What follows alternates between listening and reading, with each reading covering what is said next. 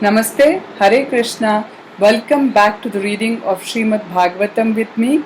We are reading the translation and purport of this holy scripture by A.C. Bhakti Vedanta Swami Prabhupada, who happens to be my Param Guru.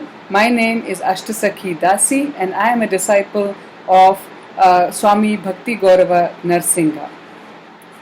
Friends, those of you who have been regularly listening to the reading, I hope you all have subscribed. If not, please do that immediately. Also, please continue posting your questions, comments or suggestions to make the whole reading more interesting and useful for all of us. Also, feel free to share it with whoever you think might benefit from this.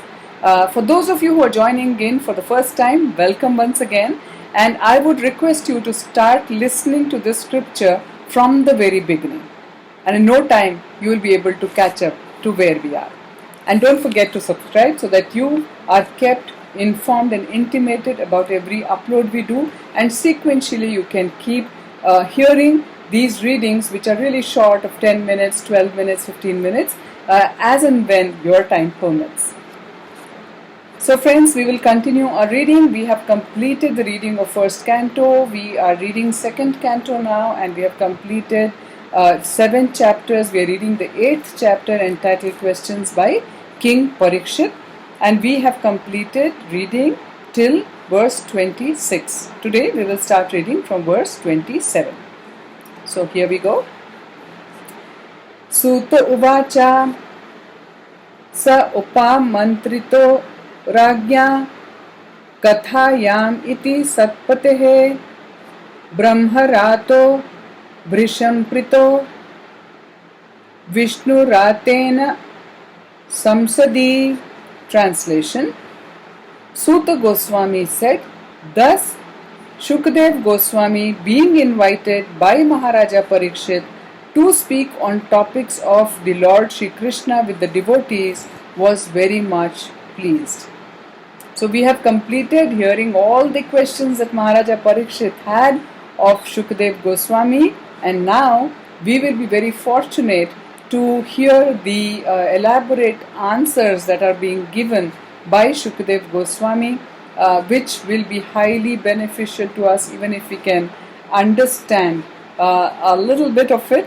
Most important is for all of us to listen to these kind of scriptures with absolute devotion and attention.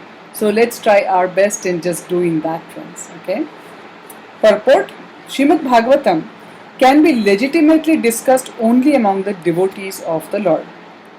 As the Bhagavad Gita was authoritatively discussed between Lord Krishna and Arjuna, the Lord and the devotee respectively, similarly, Srimad Bhagavatam, which is the postgraduate study of the Bhagavad Gita, can also be discussed between the scholars and devotees like Shukdev Goswami and Maharaja Parikshit. At this point, I just want to make a small point that since I am recording and posting the reading of both Srimad Bhagavad Gita and Srimad Bhagavatam, for those of you who have probably never read or heard Srimad Bhagavad Gita, my sincere advice or suggestion is for you to first listen to Srimad Bhagavad Gita, have a complete understanding of it, and then start reading Srimad Bhagavatam as has been mentioned, so that the advantages of doing so will be far more. Yeah. So I'll continue at this point. Otherwise, the real taste of the nectar cannot be relished. Shukdev Goswami was pleased with Maharaja Parikshit because he was not at all tired of hearing the topics of the Lord and was more and more anxious to hear them on and on with interest. Foolish interpreters unnecessarily tackle the Bhagavad Gita and Srimad Bhagavatam when they have no access to the subject matter.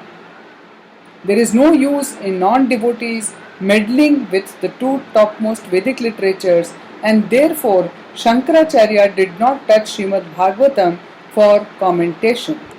In his commentation on the Bhagavad Gita, Sripad Shankaracharya accepted Lord Krishna as the Supreme Personality of Godhead, but later on he commented from the impersonalist's view, but being conscious of his position, he did not comment on the Srimad Bhagavatam. Srila Shukadeva Goswami was protected by Lord Krishna by Brahma Vaivarta Purana, and therefore he is known as Brahmarata. And Sriman Parikshit Maharaj was protected by Vishnu, and thus he is known as Vishnurata. As devotees of the Lord, they are always protected by the Lord.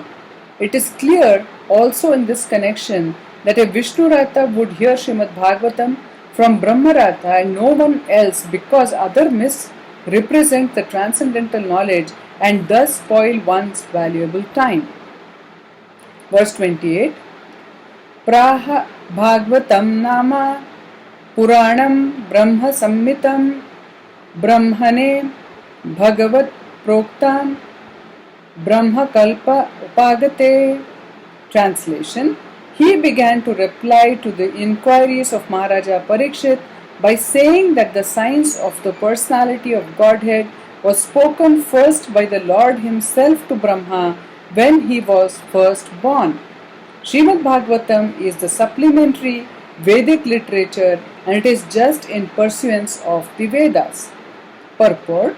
Srimad Bhagavatam is the science of the personality of Godhead. The impersonalist always tries to misrepresent the personal feature of the Lord, not knowing the science of this great knowledge, and Srimad Bhagavatam is in pursuance of the Vedas and scientific knowledge of the personality of Godhead.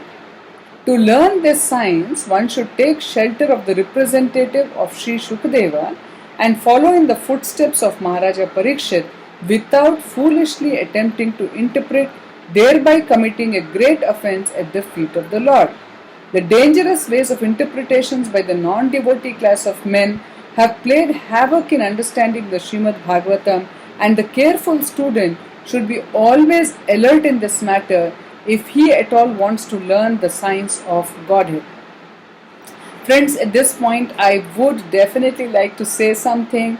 In today's context, I see a lot of people who are not necessarily qualified, who themselves have not accepted a guru, have studied these kind of holy scriptures under the guidance of a guru, have started, reading them and interpreting them from their own side and trying to supposedly put it across to others through their books or readings or commentaries, and saying that they are trying to make it more practically understood, how it can be connected to our life as on today, or how it can be connected to what we do in our corporate world, and so on and so forth. I really think we should be extremely careful. While it may make interesting read, right, or listening, and we may find it interesting to watch some of those people talk with so much of amazing intellectual kind of arguments about all these things as per their own understanding, but whether these understandings are correct and are verified is extremely important. It is like if you want to learn medical science, you just can't start hearing to somebody who seems to speak very interestingly and sounds like a great intellectual, but has not been certified by anybody himself to be a certified doctor or a medical practitioner or a faculty to be teaching medical science. You would go to a proper institute, you will go to a proper teacher, you will go to somebody who is certified and verified as an expert in that area by people who have been certified earlier. So that is the kind of disciplic succession we are talking about, that we should care about even when we want to study these kind of scriptures that are serious matters of understanding, and not something that we should do as a time pass. Oh, now we have time, why don't we just read some of that and try to interpret in our own way, and then claim that now I know better than even what I find on the bookshelves, and therefore I'll start writing myself on these kind of things, and I'll give a better interpretation for people to understand. We should be extremely careful of doing such things, And when people do that, we should be careful of getting absorbed or sucked in by such very interesting but damaging kind of oratory work, right? I will now continue reading verse 29.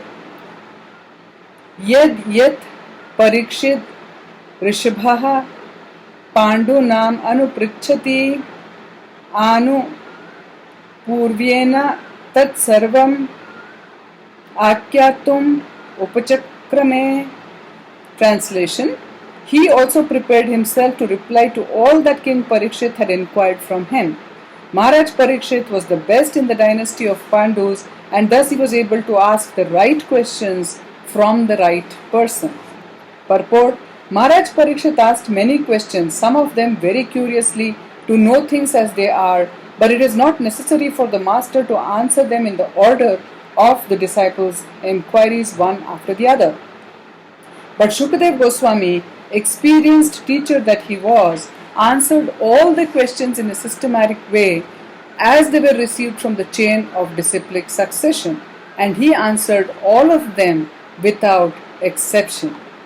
With this, we come to the end of chapter 8. Thus end the Bhakti Vedanta purports of the second canto, 8th chapter of the Srimad Bhagavatam, entitled Questions by King Parikshit. With this, we'll conclude the reading today, friends. I hope you all are benefiting from this reading as much as I am doing.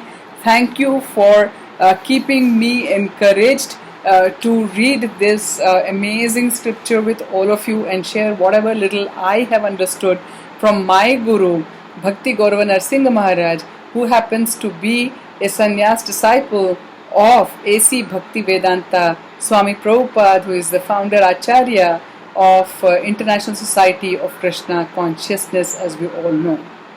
So I request you all to please take care of yourselves and your loved ones. Stay home, stay safe, and I'll see you soon. Hare Krishna.